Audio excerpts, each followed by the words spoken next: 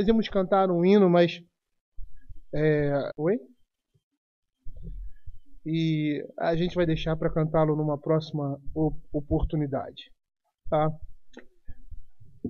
Vamos abrir as nossas Bíblias em Marcos capítulo 14, versos de 53 a 65.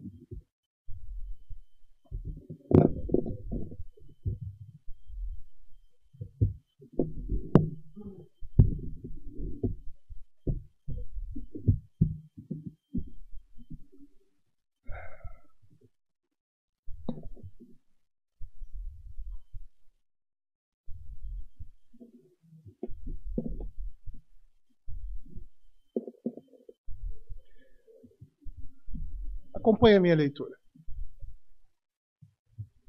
E levaram Jesus ao sumo sacerdote, e reuniram-se todos os principais sacerdotes, os anciãos e os escribas.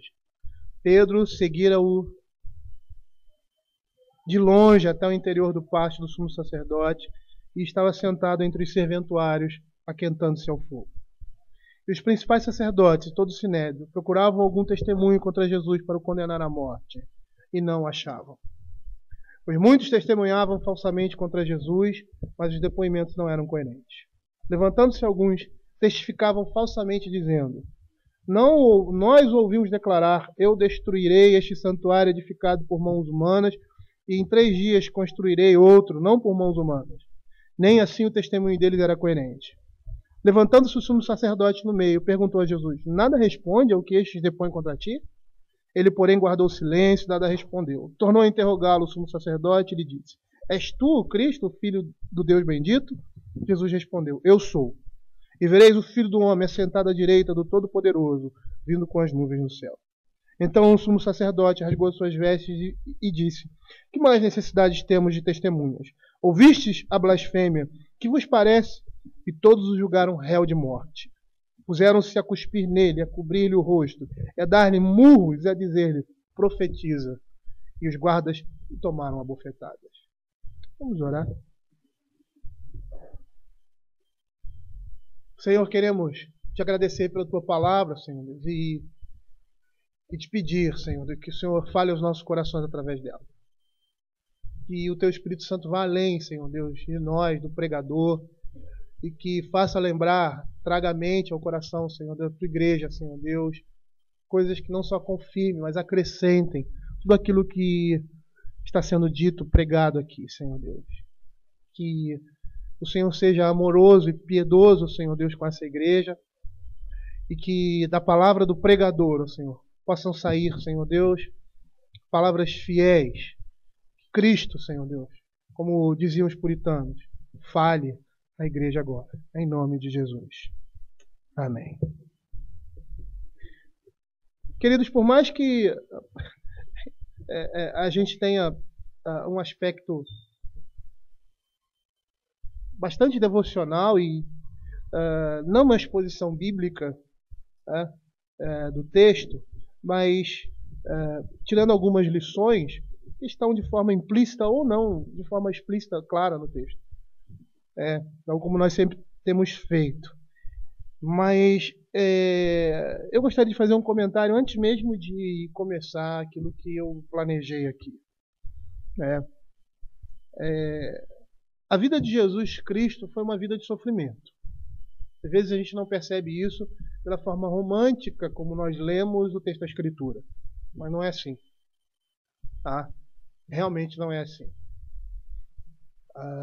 Desde o seu nascimento, e é por isso que se fala da humilhação de Cristo, e a humilhação de Cristo começa no seu nascimento, no momento em que ele se torna homem, ou melhor, quando ele toma forma de pecado. Tá? Eu acho que a gente nunca vai conseguir perceber isso. A gente pode ter uma ideia, principalmente alguém que já foi muito rico, ou que já teve alguma coisa, né? E aí perde essa coisa e fica pobre. E aí ele começa a lidar com uma realidade completamente diferente e a dificuldade que essa pessoa tem de se encaixar nessa realidade por causa da sua vida anterior. A humilhação de Cristo começa aí, no seu nascimento. Ele se torna homem. Ele faz aparência de pecado, apesar de não ter pecado. Quem olhava para Jesus via um homem comum. E mais do que um homem comum, um homem sofrido. O próprio texto bíblico, nas suas narrativas, diz que ele tinha uma aparência de uma pessoa mais velha, provavelmente pela necessidade que ele tinha de trabalhar, e provavelmente trabalhou muito duro antes do seu ministério. Não que no seu ministério não trabalhasse também, mas foi um outro tipo de trabalho, pior do que o anterior. Mas o Senhor Jesus era uma pessoa pobre. E além de nascer, se fazer homem, ele nasce em condições precárias. Numa manjedoura. Uma manjedoura não é um bercinho. A manjedoura é um lugar onde os animais comem. E a gente percebe que a vida do Senhor Jesus, toda a sua vida foi uma vida sofrida. Não é à toa que ele é chamado de homem de dores e sabe que é padecer. E no desenrolar da narrativa da sua vida, nós vemos o clímax do seu sofrimento, da sua humilhação, quando ele parte para a cruz. Que ele é alvo de mentiras, falsos testemunhos. Ele é comparado a um bandido, a um ladrão, a um criminoso, pior do que isso, porque Barrabás era um assassino, e provavelmente não somente um assassino, ele deve ter cometido outras atrocidades, e o Senhor é comparado e lançado numa linha menor do que Barrabás. Porque ao escolherem entre Jesus e Barrabás, estavam dizendo, Barrabás é melhor, ele merece ser livre, mas esse não. Esse não merece. Esse é réu de morte. E quando nós olhamos para Jesus, nós vemos que ele estava ali no nosso lugar. Ele vai para diante de um tribunal. E aquele tribunal representava o tribunal divino. Aquele tribunal ali estava representando o tribunal do juízo de Deus que vinha sobre Cristo, ou melhor, sobre nós. E não só a sua morte como vergonhosa, mas tudo que ele passa. Cuspiram nele. E cuspir na face de um homem você está enojado com essa pessoa. Deram murros e o tomaram a bufetadas. Esse é o nosso Senhor e Salvador Jesus Cristo. A gente sabe que isso não foi nada, poderia ser para nós, diante do que ele passa na cruz, por causa dos nossos pecados.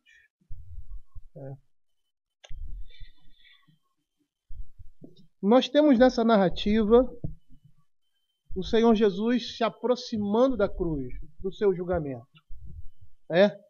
E aqui ele está sendo injustamente condenado para morrer por causa dos nossos pecados. O Senhor assume o nosso lugar. Então todo o sofrimento e tudo aquilo que o Senhor Jesus passou, porque apesar da bênção de Deus estar sobre ele e ele ter todo o Espírito Santo, a maldição de Deus também estava sobre Cristo, em toda a sua vida. Por causa da sua encarnação, dos seus sofrimentos, da maneira como ele viveu, da rejeição dos homens, ali, nesse momento, e em toda a sua vida. Isso é um pouco paradoxal. A Escritura diz que ele era maldito de Deus por causa dos nossos pecados.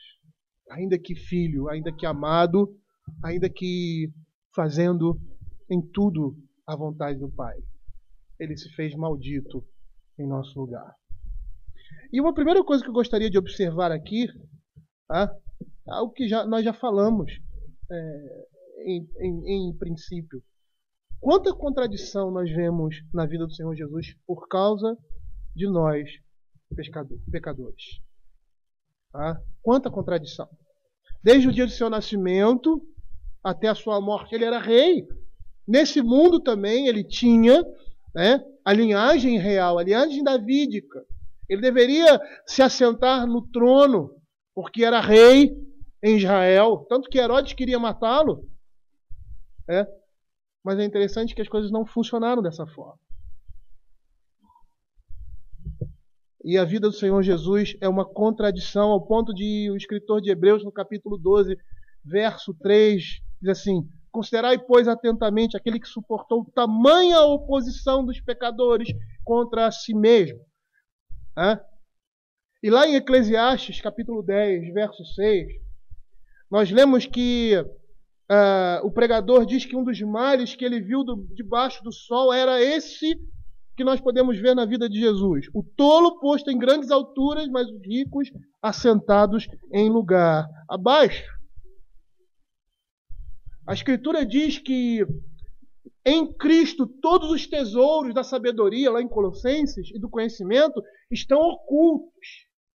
Em Cristo todas as coisas estão manifestas, como diz lá em Romanos capítulo 11, por meio dele e para ele são todas as coisas. Mas aqui, nesse momento da sua vida, ali, ele é intimado como malfeitor na presença de todos os principais sacerdotes, anciãos e escribas, as autoridades daquela época. Nós estamos vendo aqui no texto bíblico aqueles dirigentes da nação judaica tramando, combinando para executarem Cristo, Messias, julgando o Senhor Jesus de morte, aquele que um dia, como nós temos visto ali em Apocalipse, principalmente, virá em glória exercer juízo e justiça sobre toda a humanidade. E ele está sendo julgado ali pelos homens como malfeitor. É interessante que a gente olha para o texto bíblico e quando a gente tem a noção da pessoa de Cristo, quem era o Senhor Jesus? Que era o Emanuel, o Deus encarnado, o Deus no meio do seu povo. Essas coisas saltam aos nossos olhos de forma espantosa, mas elas são reais, são verdadeiras. Cristo, o Senhor do universo, o Senhor sobre todas as coisas, sendo injustamente condenado por criaturas vis e desprezíveis, que somos nós. Tudo isso porque Ele nos amou. Porque, como a Escritura diz, Ele entrega a sua vida de sua própria vontade. E aqui nós estamos vendo uma coisa muito interessante. Além dessa contradição, porque essa contradição vai apontar para um espírito de abnegação e submissão a Deus em todos os sentidos. Ao ponto de a Escritura, lá em 1 Pedro capítulo 2, verso 23, dizia assim: pois quando o trajado não revidava com o traje,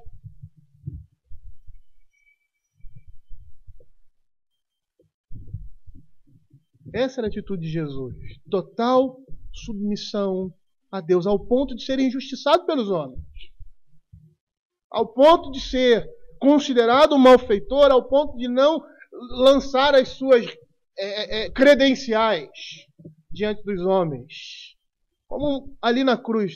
Se tu é o Cristo, fala para os teus anjos, desce aí da cruz.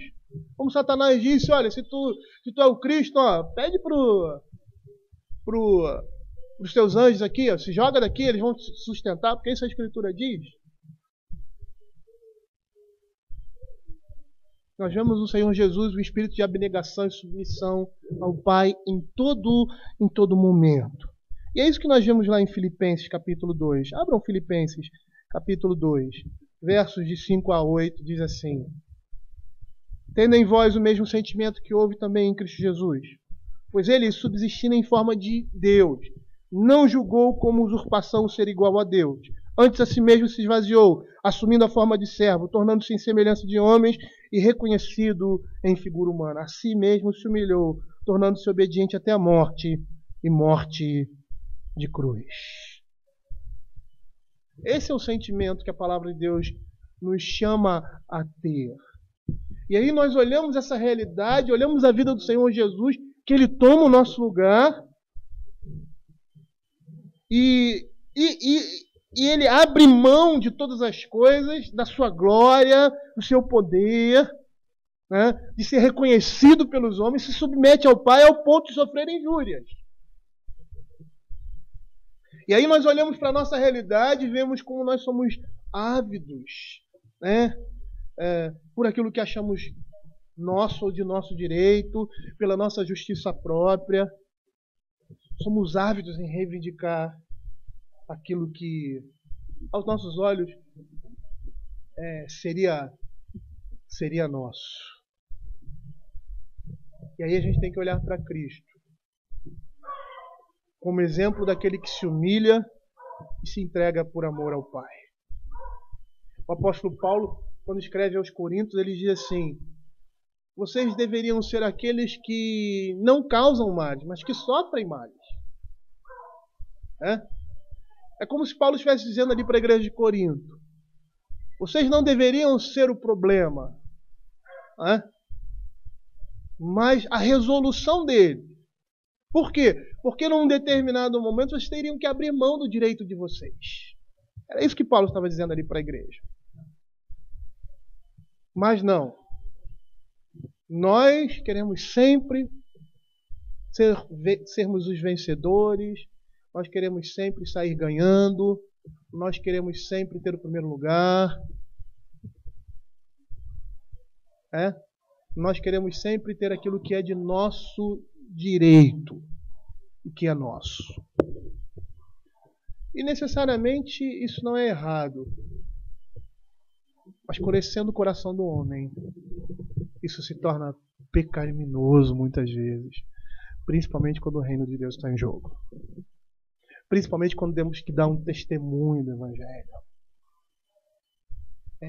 Muitos crentes não gostam de sair perdendo. Mas eu vou dizer para você. Você como crente vai ter que assumir essa postura no mundo, diante dos homens. Sair perdendo por causa do reino de Deus. Abrir mão do seu direito por causa do reino de Deus. Seguir o exemplo de Cristo. Eu gostaria de ler mais uma vez esse texto que se encontra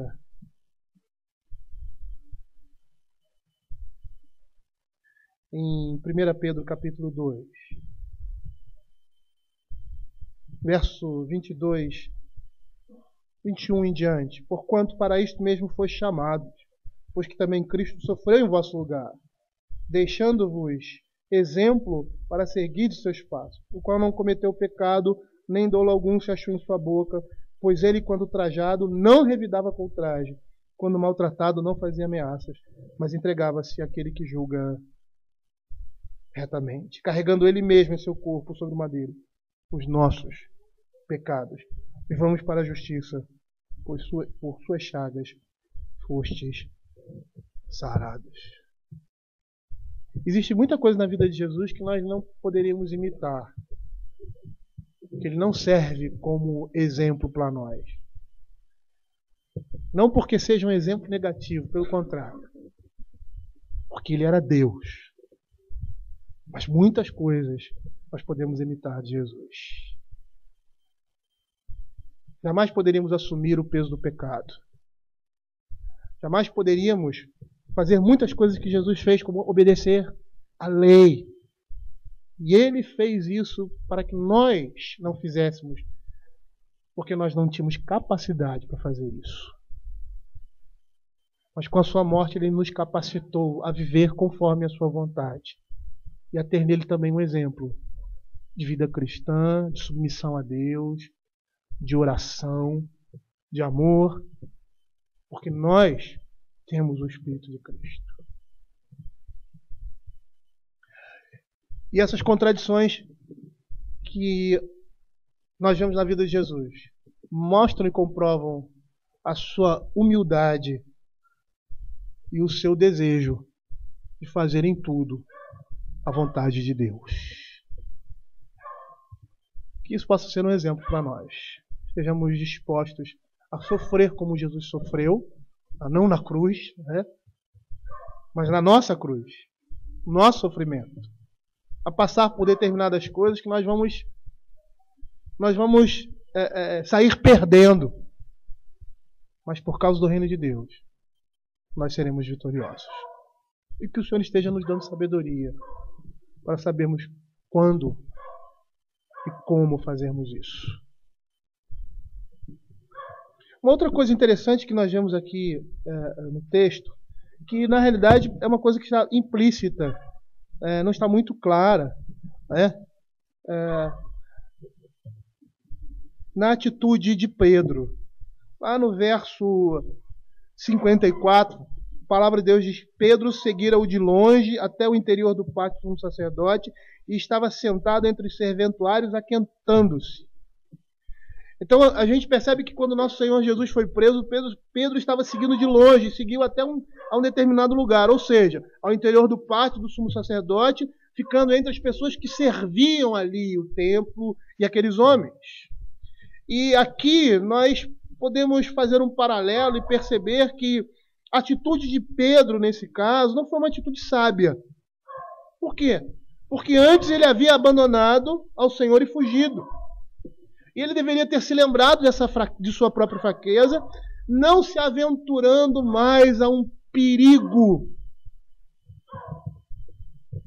O ato de Pedro foi imprudente, ele foi presunçoso, fazendo com que a sua fé passasse por mais um teste. E um teste no qual ele não estava preparado para passar. Ele acabou se assentando ao lado de más companhias, de quem não poderia receber nenhuma influência boa, mas somente influências ruins. E isso contribuiu muito para a sua última e maior transgressão, que foi a negação de Cristo. Ele negou a Cristo 3 vezes. Esse episódio ele apresenta uma verdade experimental, que a gente precisa ter para nós. Por quê? Porque quando um crente começa a se desviar e abandonar a sua primeira fé, raramente ele para, o que a gente vê isso aqui, no seu primeiro erro. Dificilmente ele vai tropeçar uma vez só. Por quê? Porque a cegueira do pecado vai encobrir o seu entendimento. E nessas situações parece que ele joga fora o bom senso, ele não pensa. E aí ele rola de colina abaixo. A gente tem alguns exemplos, vários exemplos da Escritura. Davi, por exemplo, que começa com uma ociosidade enquanto as suas tropas estão indo para a guerra, ele está tranquilo, está ocioso no seu palácio. Então começa com ociosidade e termina num crime. E Pedro, no caso que nós estamos falando aqui, começa com uma covardia e ele passa a brincar de forma insensata com a tentação e termina negando a Cristo. É interessante porque se conhecemos alguma coisa da natureza humana, se nós conhecemos a nossa própria natureza, nós precisamos ter cuidado com os primeiros passos do desvio, o menor que seja. É como se fosse um vazamento de água. Começa a pingar gota a gota, gota a gota, daqui a pouco está uma corrente. Porque se nós nos desviarmos do caminho da santidade, não há como prever até aonde a gente vai chegar. E a gente não pode nunca temer, mostrar ser cuidadoso demais, diligente demais. Não precisamos ter medo de mostrar isso em nossa devoção. Não é à toa que na oração do Pai Nosso nós temos assim: não nos deixeis cair em tentação. Às vezes nós não somos sábios, porque, como foi Pedro? Ele caiu em pecado. E ao invés de fugir dele, ele se expõe mais ainda a esse pecado. E muitas vezes nós agimos assim.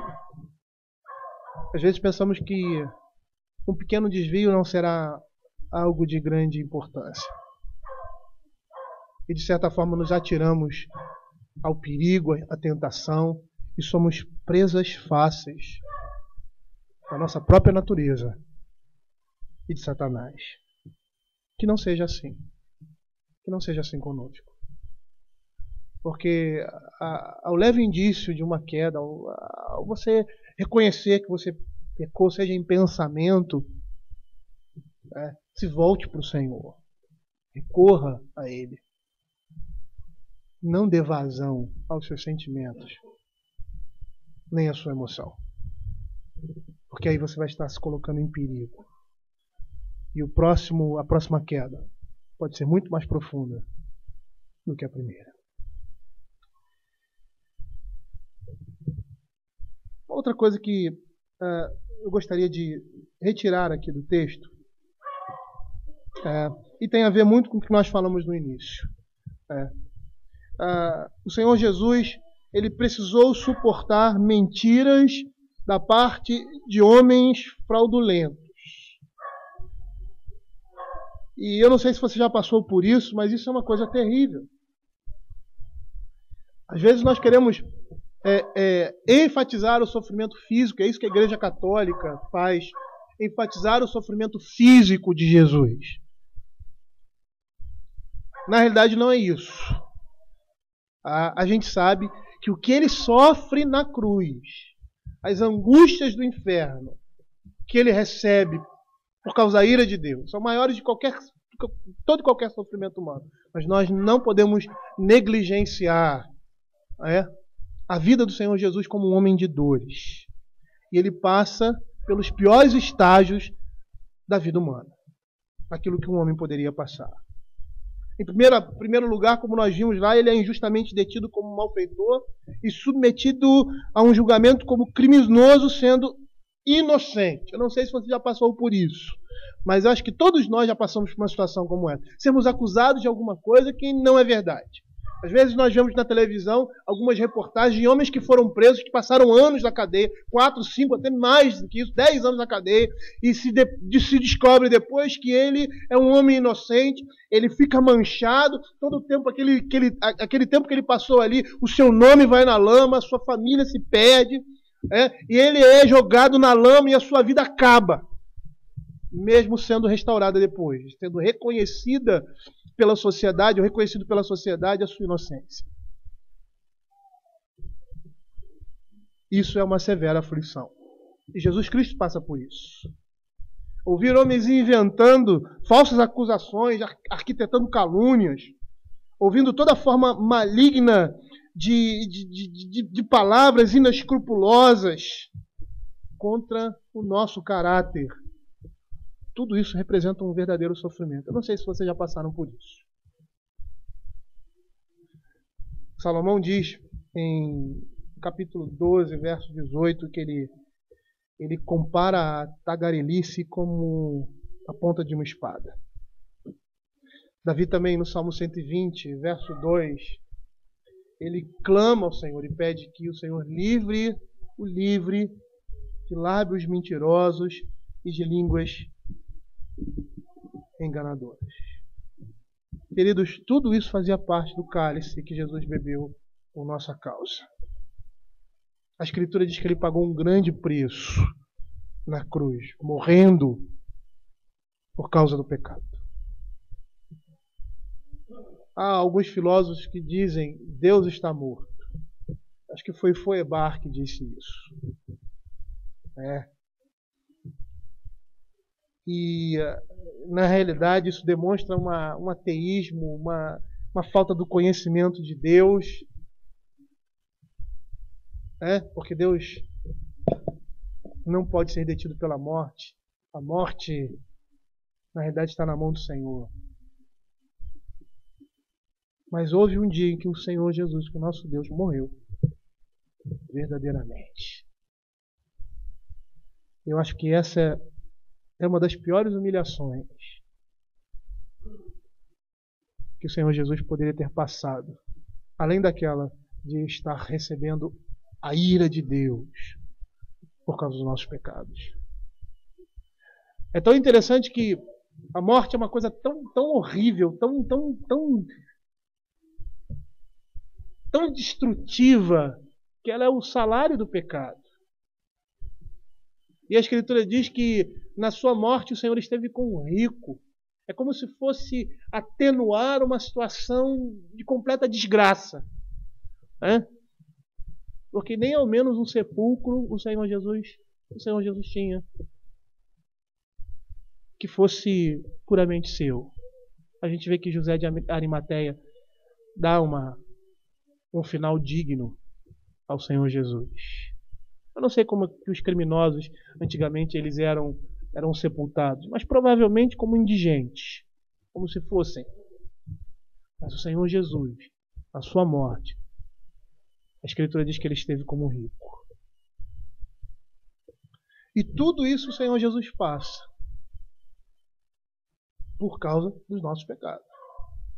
E aí, muitas vezes, nós não queremos passar por essas coisas. Nos sentimos aviltados, muitas vezes contra Deus, pela maneira como nós nos comportamos, porque nós não queremos passar por essas coisas. E Jesus, muitas vezes, ele disse isso para os seus discípulos: olha, vocês vão passar por coisas piores. Se fazem isso comigo, quanto mais com vocês. E aí, nós nos surpreendemos, né, quando somos caluniados neste mundo. Nós nos surpreendemos quando as pessoas falam mal de nós, mentem ao nosso respeito. Quando transmitem a outras pessoas informações sobre nós que não são verdadeiras. Quando chegam diante de nós e nos aviltam, falam de sentimentos ou de coisas que nós supostamente fizemos porque agimos assim, agimos assado, e interpretam as nossas ações de forma completamente errada. Nós não devemos nos surpreender com essas coisas. Nós não podemos esperar que sejamos tratados melhores do que Jesus foi tratado. E é interessante porque o evangelho que se prega hoje não é o evangelho da cruz. Não é o evangelho da cruz. E é esse evangelho que o Senhor nos legou. O evangelho da cruz. E é glorioso viver esse evangelho. A glória de Cristo está nele. Então nós não podemos esperar coisa melhor. Se houver, é lucro, é graça. Mas se essas coisas não estão acontecendo, até mesmo por aquelas pessoas que estão próximas de nós não devemos nos surpreender com essas coisas. Pelo contrário, nós devemos aceitar essas coisas como normal, como parte integrante da cruz que nos compete carregar nesse mundo após a nossa conversão. Não é isso que Jesus disse aos seus discípulos? Aquele que não tem capacidade, não é capaz de carregar a sua cruz, não é digno de mim. O Senhor nos chama a viver esse evangelho em toda a sua intensidade. Mesmo que a gente às vezes olhe para essas coisas e não vejamos como cruz. Às vezes nós estamos passando por determinadas coisas, nossos familiares estão falando mal a nosso respeito, irmãos em Cristo estão falando mal a nosso respeito, outras igrejas estão falando mal a nosso respeito, e nós não olhamos isso como a cruz que nos compete carregar nesse mundo. E aí, por não observar dessa forma, nós agimos errado. Por não entender que essa é a nossa parte nesse mundo, nós começamos a olhar e ver a nossa batalha como sendo uma batalha contra carne e sangue. E quando a batalha é contra carne e sangue, as nossas armas são carnais.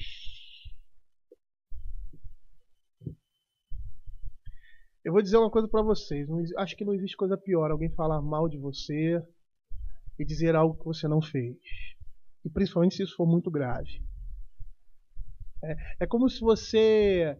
É como aquela poesia de Camões que fala sobre o amor. Que é ferida que dói e não se sente. É uma coisa que a gente não consegue explicar. É uma dor que você sente, mas você não tem ferida nenhuma no corpo. É um ferimento na alma. Quando você é caluniado. Quando a sua dignidade ela é retirada. Por causa de falsos rumores.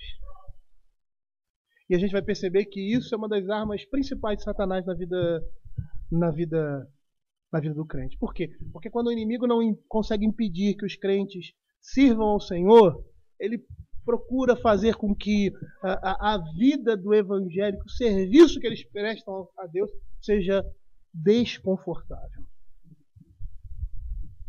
Mas a exemplo do Senhor Jesus, o Senhor Jesus nos chama a sofrer essas coisas com paciência, a suportar esses ataques, não considerando como coisa estranha. Pedro disse isso para a igreja que ele estava escrevendo. Olha, vocês não devem estranhar o fogo que surge no meio de vós com o objetivo de provar vocês. Tá? Isso vai acontecer. É como se eles tivessem, isso é normal. Principalmente para aqueles que amam ao Senhor. E aí, nesse caso, nós devemos nos lembrar das palavras do nosso Senhor Jesus, que está em Lucas capítulo 6. Abram aí Lucas capítulo 6, verso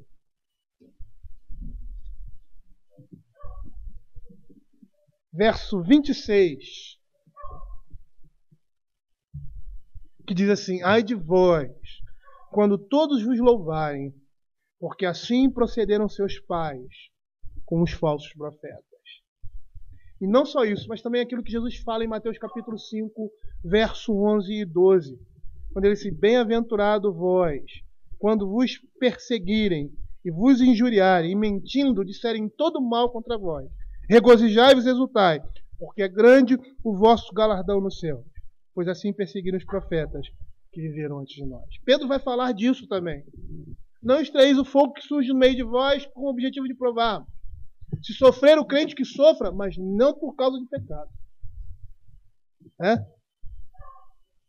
Não porque pecou, porque se estiver sendo disciplinado, é porque ele merece, porque está em pecado. Mas quando o crente sofre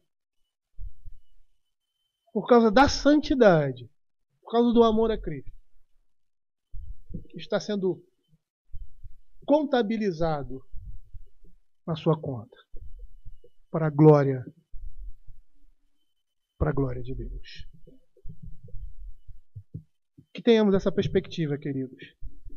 Tá? Sabendo que nesse mundo nós teremos aflições e o Senhor nos chama a viver a vida cristã seguindo o seu exemplo de abnegação, de submissão à palavra de Deus. Por último, queridos, eu gostaria de terminar com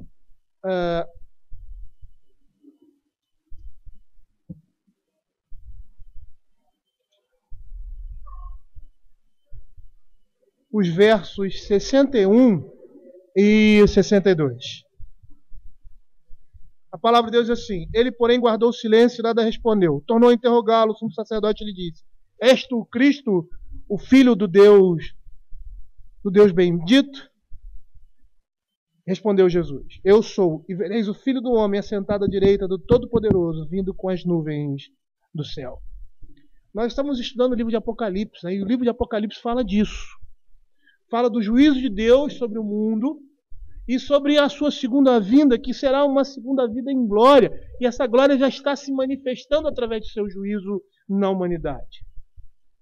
E é interessante aqui porque o Senhor Jesus está nesse momento dizendo quem Ele é. E após ter dito isso, após o Senhor Jesus ter se revelado de forma clara para aqueles homens, eles jamais poderiam dizer que o Senhor Jesus não foi revelado claramente a eles. Eles, diante do Senhor, eles não têm desculpa. Por quê? Porque o Senhor anuncia ali a sua glória e grandeza que estava por vir. Ele diz: eu sou o Deus do Velho Testamento. Aquele que Moisés perguntou: Senhor, quando os meus irmãos perguntarem, o que eu vou dizer? Quem me enviou? Ele diz: eu sou, me enviou. E aqui ele usa essa mesma expressão. Quando o sumo sacerdote diz: és tu o Cristo, ele diz, ele afirma. E é interessante que em muitos momentos da sua vida, ele jamais falou isso para incrédulos. Pelo contrário, ele chegava para os seus discípulos e dizia: não falem isso. Não divulguem isso. aqui ele se manifesta claramente. Não somente naquele momento, mas naquilo que haveria de vir. E aí, queridos, se esse povo continuou na incredulidade, não foi porque lhe foi omitido aquilo que eles deveriam crer. O Senhor se revelou a esses homens. E esses homens rejeitaram a Cristo e o crucificaram. Sabe o que nós devemos ter em mente aqui? É a certeza que o Senhor Jesus vai voltar. Quando o Senhor Jesus estava subindo aos céus, ali nas suas últimas instruções dos seus discípulos, eles começam olhando para o céu e o Senhor desaparece. E aí aparecem dois varões, anjos. Eles dizem assim: o que vocês estão olhando para cima? Da mesma forma que o Senhor Jesus foi, ele vai voltar. E a partir daquele momento, a partir daquela cena, nós estamos na expectativa da vinda do nosso Senhor e Salvador Jesus Cristo. É essa a certeza que nós temos. O Senhor Jesus vai voltar. E quando ele voltar, ele vai restabelecer todas as coisas. Para nós, esse dia vai ser um dia de alívio, um dia de descanso. Vai ser o dia do Senhor. Esse domingo que você vem para a igreja, que você tem prazer em vir, que você tem desejo de estar na presença do Senhor. E é engraçado porque, por mais que vivamos nesse mundo, e muitas vezes o prazer que nós temos de vir à casa do Senhor, ele é mitigado pela nossa carnalidade.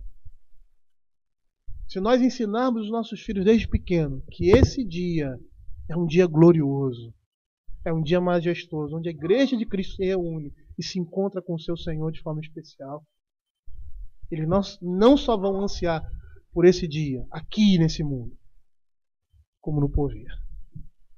Porque o Senhor Jesus Cristo vai voltar. Essa é a certeza que nós temos. E Ele exige que nós estejamos vivendo nessa perspectiva. E tudo que nós falamos aqui anteriormente, da abnegação, da submissão ao Pai, de esperarmos e nos confortarmos no Senhor quando somos aviltados, quando as pessoas falam mal, não porque pecamos, mas porque estamos vivendo de forma digna diante do Senhor, o Senhor espera que até a sua volta nós estejamos vivendo assim. Nós, crentes, somos aqueles que temos os verdadeiros motivos de sempre agradecer ao Senhor. Porque quando recebemos bênçãos, entendemos que essas bênçãos vêm da mão de Deus, que nós não merecemos nada, que essas coisas vêm da mão do Pai.